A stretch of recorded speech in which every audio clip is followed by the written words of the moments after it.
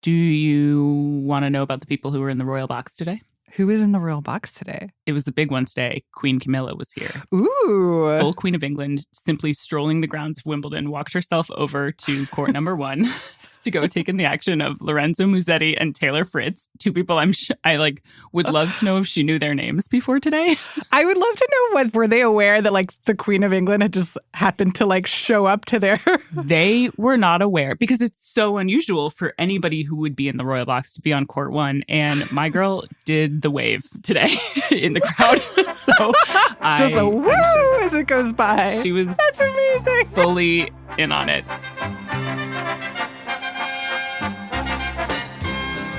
This is Post Reports. It's Thursday, July 11th. I'm Martine Powers, and today I am joined by Post sports reporter Ava Wallace, who is currently in London. We recorded this on Wednesday night, so just to be clear, the Queen did the wave yesterday.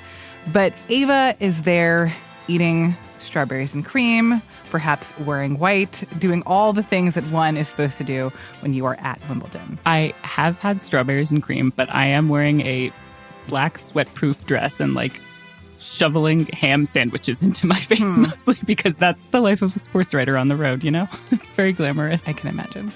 So we're here to talk about Wimbledon, which has been going on for the last week and a half and will be concluding with the finals this weekend. I'm going to get into some details of who has made it this far in the tournament and who has surprisingly flamed out. But we're also here to talk about tennis more largely, because it seems like tennis is having a defining moment, the end of an era, a generational shift. And I want to understand from Ava the future of tennis, who's going to be the face of that future, and who is going to be watching that future. So, Ava, I want to start with a pretty simple question. Is tennis having a moment? I would say definitely. And I would say actually tennis has been having a moment for maybe a couple of years now, just for the reason that you kind of are mentioning is that there's a little bit of a changing of the guard going on. So the kind of big three or big four as they're known, and that's Roger Federer, Novak Djokovic, Rafael Nadal, and some people throw Andy Murray in there because he got a couple slams in what's referred to as tennis's kind of most recent golden age as well in men's tennis. Those guys are retiring. Serena Williams is retiring. Venus Williams hasn't officially retired, but she doesn't really play many tennis tournaments anymore. Mm-hmm. So there's kind of this influx of new, young, exciting talent that has been kind of percolating for a few years now and really has started to win Grand Slams and become big names in their own right. So there is a new tennis fandom that's growing. And it's, especially on the American side, it's a lot more diverse faces that we're seeing. So when you go somewhere like the US Open or in DC, we have the DC Open, it's a really diverse crowd that you don't necessarily see at a place like Wimbledon where I am right now. But tennis feels kind of cool again. Like every time I go to the US Open, there are a bunch of NBA players there and pop stars there that I wasn't seeing in years past. Yeah. Well, and I have to say that is basically me, that I did not care about tennis until maybe a year or two ago and started to get a lot more interested and started to see how dynamic and surprising tennis can be, especially as you mentioned, because of this generational shift, which we're going to talk a little bit more about later. But I think that you can't pull apart the new wave of popularity of tennis from the pop culture of tennis. And specifically a movie that came out, I guess, a few months ago that I hope that you saw, because I definitely saw it in theaters. It's called Challengers, starring Zendaya, also Josh O'Connor and Mike Feist. But let's be honest, it's really starring Zendaya, about this kind of love triangle between three tennis players. You were incredible today. Thank you. I mean, it wasn't even like tennis. It was an entirely different game. Have you seen the movie, and how much do you think this movie is helping to foment this interest in tennis? I saw the movie as soon as I possibly could. I think it was the third day of its release in a full theater in DC. It was so much fun. And I also thought it was a fantastic movie, though, if only because the sports, they took up so much of the movie, but it didn't feel like that was the point. And I almost feel like that's why I love writing about tennis, honestly. Obviously, there's really good sports, fantastic athletic achievements that are happening. There is good in-match drama. I do love that part. But I love writing about tennis because it is such the perfect sport to get to write about personalities and people's life journeys and what's going on in someone's head, because you're talking about two people or sometimes four people who are staring across the net from each other. There's nobody else out there with them. It's a very inherently dramatic situation. And Zendaya says in the movie, tennis is a relationship. It is actually. For about 15 seconds there, we were actually playing tennis. And we understood each other completely. So did everyone watching. It was like we were in love. And that's exactly how I feel. And that's why I love writing about it, because I love writing about people. So yeah, I thought Challengers was awesome. One thing that I also found kind of interesting about Challengers was the way that it has brought about this like new wave in tennis fashion, that you're seeing people wearing their like preppy skirts and their socks that come, you know, like up to their bottom of their calves. Like the tennis look is just out there. Finally, my people are cool. Finally, the things that us, high school tennis players, which is when I played the most tennis, what I've been doing my whole life, is finally in vogue. No, it's totally kind of spiraling with fashion. Like tennis clothes very much intertwine with the quiet luxury trend that we've been seeing. And like you said, there is this kind of really preppy moment in fashion going on. Abercrombie and Fitch is a huge thing for, women and men our age, Martine, but Loewe, which is like the it designer brand right now, has a line of tennis gear that Ben Sheldon has been wearing all week at Wimbledon because he is sponsored by the athletic company On, and they did a brand partnership with Loewe. So it's kind of all coming to head in a way that I really haven't seen in fashion before, aside from, Roger Federer and Rafael Nadal always did like Louis Vuitton stuff and very old guard. Like the Rolex watches and that it was all about. And Range Rovers and, Anna Wintour is always at the US Open every year, but it does feel really different. The kind of young kids are getting into it in a very different way. Yeah. There's one other pop culture-y element that I have to bring in here in thinking about why tennis is feeling more relevant than ever. And that is actually a different sport, which is pickleball. I feel like people are just playing a lot of pickleball. It is, frankly, like a lot easier and more accessible than tennis, and that it's this sort of like side route to get into racket sports. And I think I've heard a lot of people in my life who started playing pickleball with their friends, have gotten pretty into it, are wearing the looks, are wearing the skirts and the little dresses, and at the same time also starting to watch more tennis because it's pickleball on steroids, which I think a lot of tennis people might take issue with that description. Okay, I was going to say, I'm actually very happy to hear that from you, because there is this, it feels like a war between tennis players and people who watch tennis and people who like pickleball. Because, Novak Djokovic was talking about it this week. He was saying tennis at the club level is endangered. A lot of our courts are going to be remade into pickleball courts, and that's kind of what people are turning to. So I think there is a lot of anxiety that we have to figure out how to keep our sport attractive to young people, how to keep people invested, how to keep people coming to slams. I don't know how real that is, just because I know tennis absolutely boomed during the pandemic, just because obviously it's an outside sport. And also specifically being more than 6 feet apart, right? That it was COVID friendly because you are actually far away from each other. I know both from having actual attendance numbers and from trying to walk through crowds every year at the US Open that there are more and more people and younger people every year. So I don't actually know how much tennis is facing that threat. I hope you're kind of right, or that actually pickleball is leading people into tennis, but there definitely is tension there in the pro kind of arms of both of those sports. And there is pro pickleball. That is real. Yeah, pro pickleball, almost as popular as as the US Open. No, there are a lot of retired tennis players who are now collecting checks from the pro pickleball circuit. It's very interesting. Oh, honestly, I feel like that's a great retirement plan for a lot of people. Maybe yes, Andy Murray's next step will be playing pro pickleball. Well, I want to come back to what you mentioned earlier, this shift that's happening between kind of the old guard of tennis and the new guard, and the fact that you're seeing this new wave of players is part of what is making people excited about going to the US Open and watching tennis at home. You talked about, on the men's side, the big three or big four, depending on how you're counting. And this Wimbledon, we saw a pretty big moment, having to do with that big four, and specifically Andy Murray, the British player who is now at the end of his career. Yeah, he's a two-time Wimbledon champion. He's got 3 Grand Slams overall, and he's kind of one of I guess, the next guy in line. So officially, only Roger Federer is retired. Novak Djokovic still very active in playing, and Rafael Nadal has not retired, although he appears to be quite literally on his last leg. He lost in the first round of the French Open, which is a tournament he's won a record 14 times, and he's just dealt with a lot of injuries that have finally kind of caught up to him as a 38-year-old, so pretty normal. But yeah, Andy Murray is planning to retire after the Paris Olympics, but kind of said goodbye to Wimbledon here. And there was this really, really moving video tribute that Wimbledon put together that they played in a packed center court stadium. Yeah, let's listen to a little bit of that video.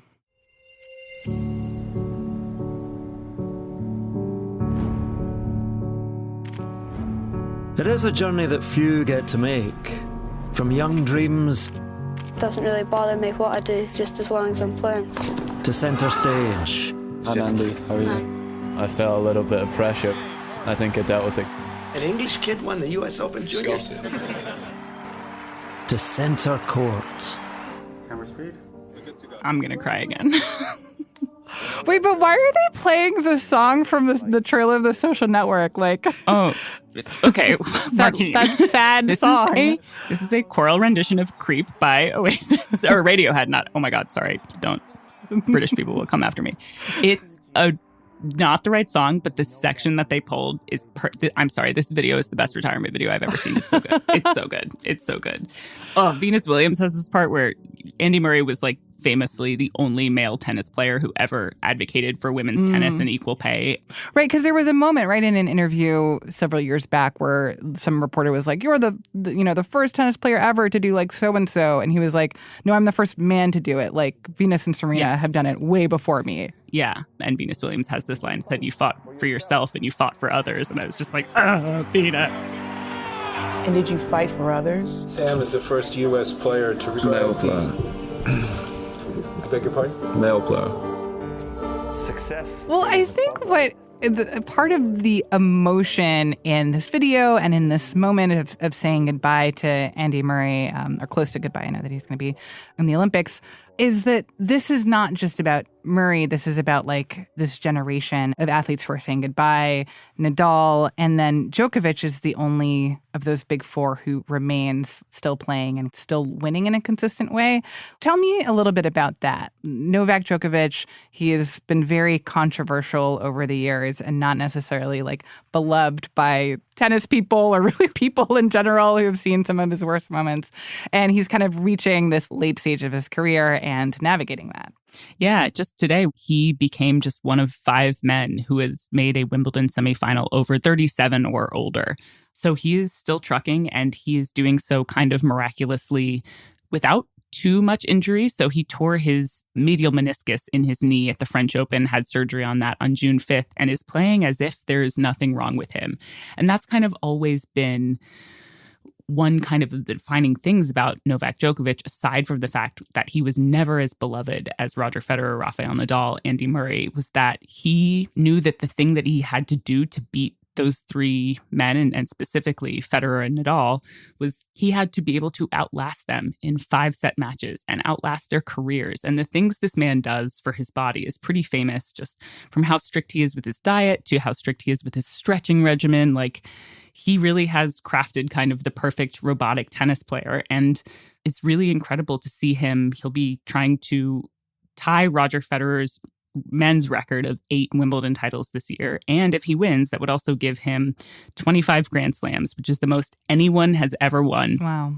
But at the same time, we're seeing these very young men's players who are coming up who have got people extremely excited. And I would say specifically one player who I know you really enjoy watching, Carlos Alcaraz from Spain, who is 21 and doing incredible things in tennis. Talk a little bit about him. Yeah, he's definitely one of the leaders of this kind of up-and-coming generation that, you know, there have been young men, specifically in tennis, who have come up before that everyone is kind of like, oh, could they be the next people to start winning?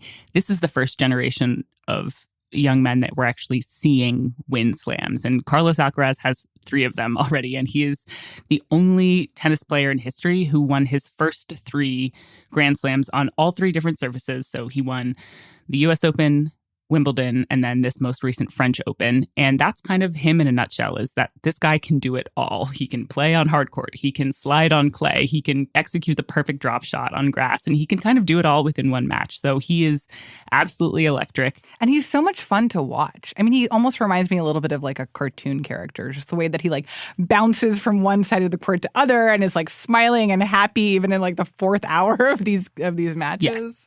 It must be so frustrating to play against him because he can do so much and he can do pretty much everything. But like, it's almost as if he's just experimenting when he goes out there. Like, he makes a shot and he reacts as if like, oh my God, I didn't know that was going to go in. And he's celebrating like the way you're celebrating, where you're like, I can't believe that. So he is just absolutely magnetic. It makes it feel like the match is in your living room, not on your TV screen. It's really fun. All right, so let's take a break there. And when we come back, we are going to talk about the women's side in tennis. We'll be right back.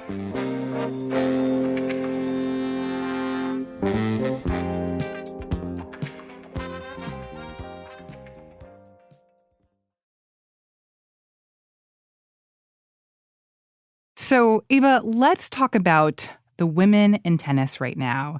But I think to talk about that, you have to talk about the women, and specifically the one woman who is not in tennis anymore, and that is Serena Williams, who was not only like such a dominant player, is basically considered one of the greatest athletes to ever live, but now she's retired. And I'm wondering, like, who is taking up her mantle at this moment? Yeah, there are a couple of really interesting women to kind of talk about. One of them is American. Her name is Coco Gauff.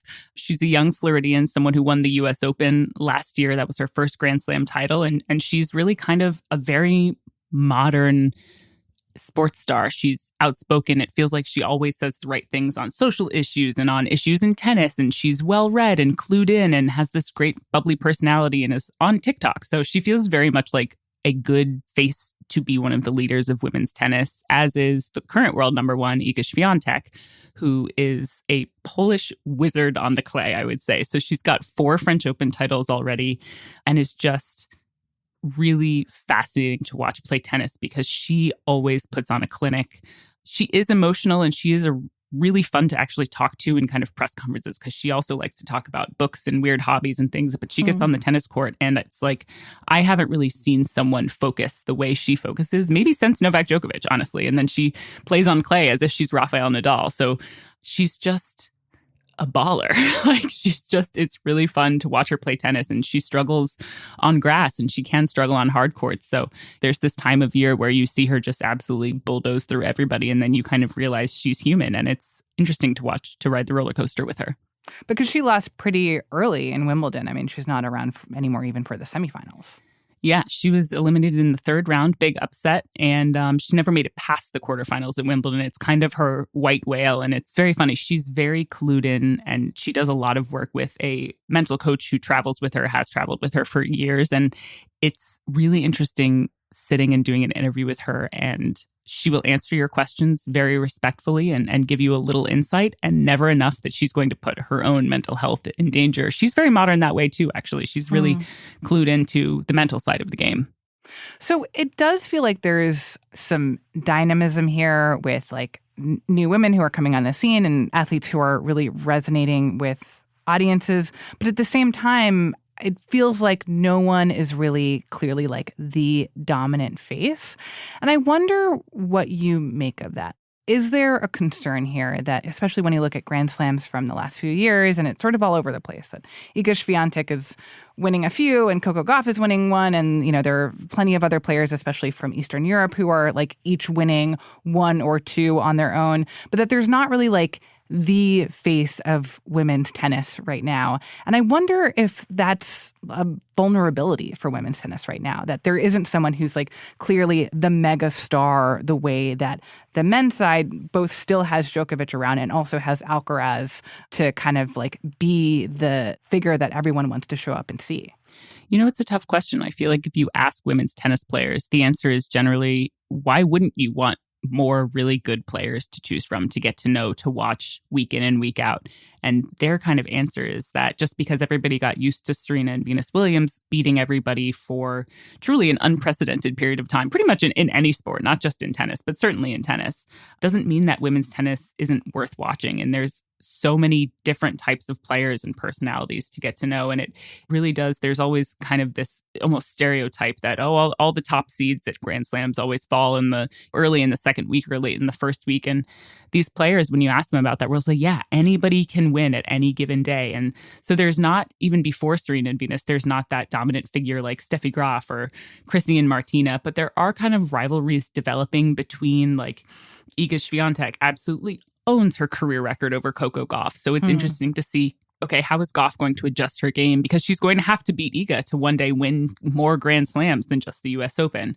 Iga and Arina Sabalenka, who's the third-ranked player from Belarus, are playing each other over and over again in quarterfinals. So there are And Sabalenka I find so interesting to watch because she is... Oh, I love watching her. I'm sure she's lovely. She has like strong villain energy on the court. Like she's constantly like throwing her racket, yelling at her coach.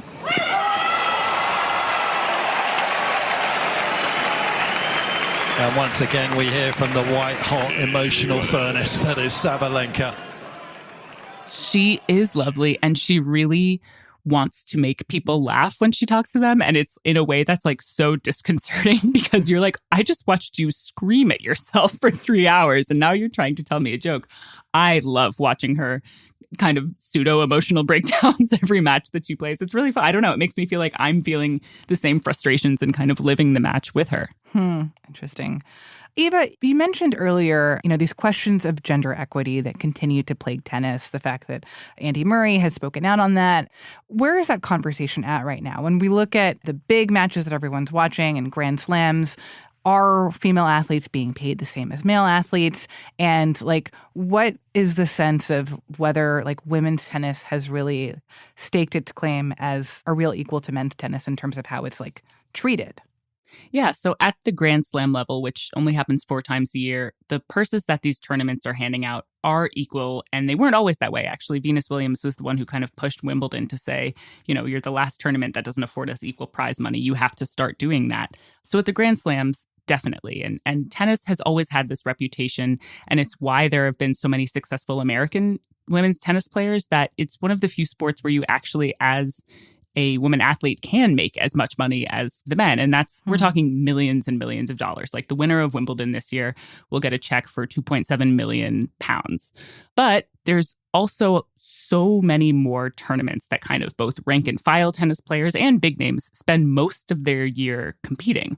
And that is not equal. So one of the examples that's frequently cited is that the Italian Open, which is a big tournament that happens on clay in the run-up to the French Open, where men and women are competing at the same time every year, kind of in the same way that they are at a Grand Slam. In 2023, the event afforded an $8.6 million total purse so that was the total amount of money that they were paying out to all of the men who competed. And the women's purse was $3.5 million. So it was a difference about $5 million, which is a huge deal. And this is a big deal tournament where it's very prestigious for both the men and women. They're competing in the same conditions on the same courts. And there was a huge gap in payout. And that was pretty common among all kind of non-Grand Slam tournaments on the tour. So the WTA in 2023 said that, okay, in the next 20 years, all WTA events that are the 2 levels below the Grand Slams are going to have to afford equal prize money as all the men's tournaments of the same level. So that was a huge deal. But people don't really know how it's going to happen because there are a lot of logistics to be worked out still. Well, we'll see if that happens. And hopefully that does happen. It made a lot of tournament directors really anxious, I'll tell you that. I can imagine. So I just want to come back to Wimbledon. There's a few days left before the finals.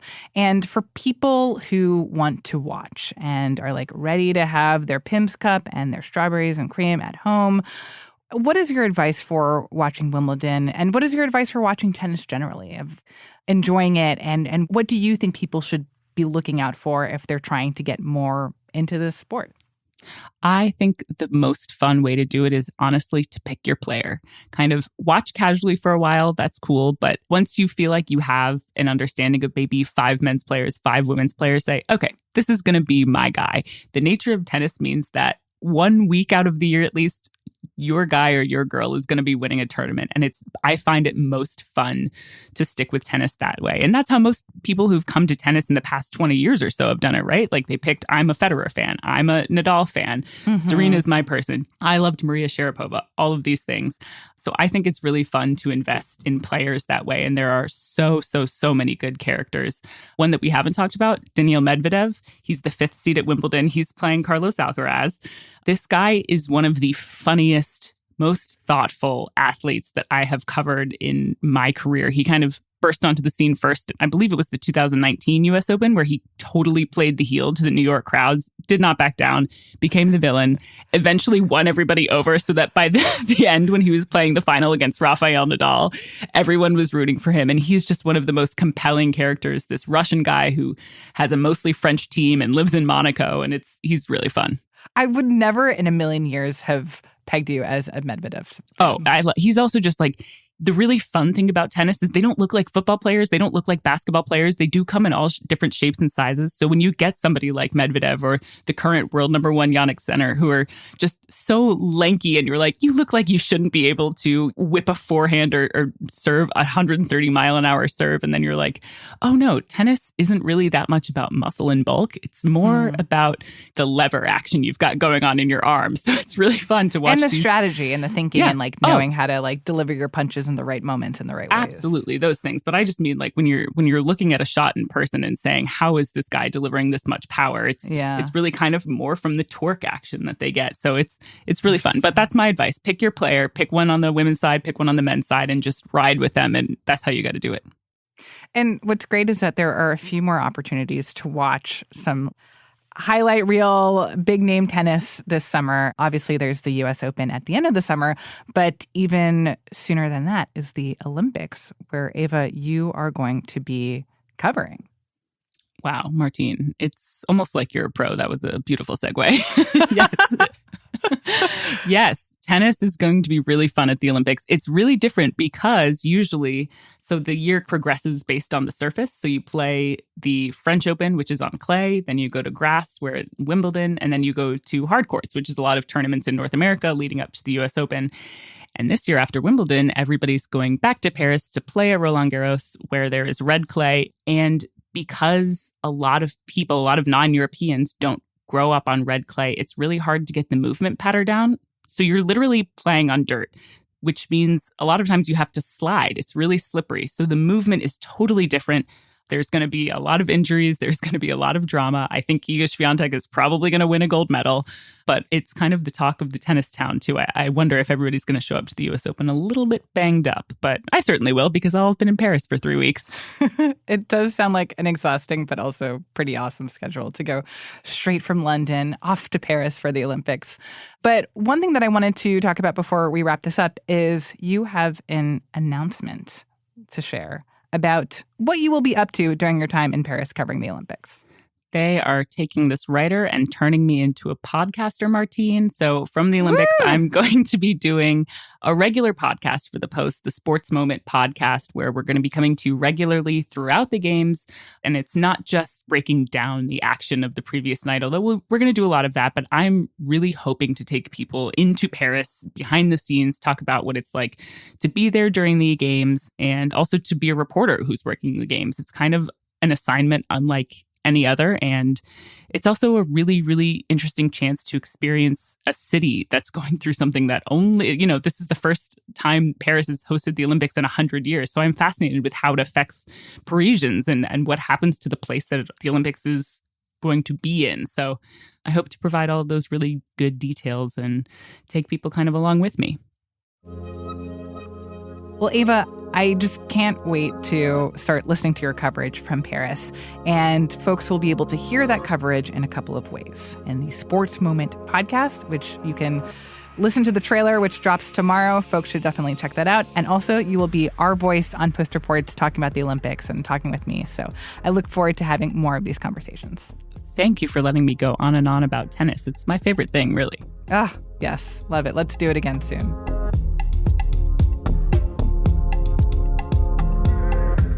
Ava Wallace is a sports reporter for The Post. And again, the trailer for The Sports Moment is dropping on Friday. Look out for The Sports Moment in your podcast app to subscribe. Before we go, a couple other pieces of news from today. Around the country, this period of excessive heat is causing casualties, breaking weather records, and making it harder for emergency helicopters to fly. In California, rescue helicopter pilots are accustomed to factoring wind, fog, and fire smoke into their flight decisions. But now, extreme heat is affecting the way these helicopters can carry out their missions. At Joshua Tree and Death Valley National Parks, visitors and hikers are warned that a rescue helicopter may not be able to reach them because of the heat. And in the world of politics, a new Washington Post ABC News Ipsos poll shows that most Democrats nationwide say President Biden should end his re-election campaign based on his performance in the presidential debate 2 weeks ago. The results of this poll contradict Biden's claim that it's only Democratic Party elites who want him to step aside. We will be digging into this more on tomorrow's episode of The Campaign Moment.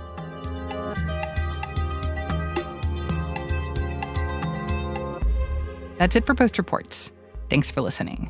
Today's episode was produced and mixed by Ted Muldoon. It was edited by Monica Campbell, and special thanks to Greg Schimmel. I'm Martine Powers. We'll be back tomorrow with more stories from the Washington Post.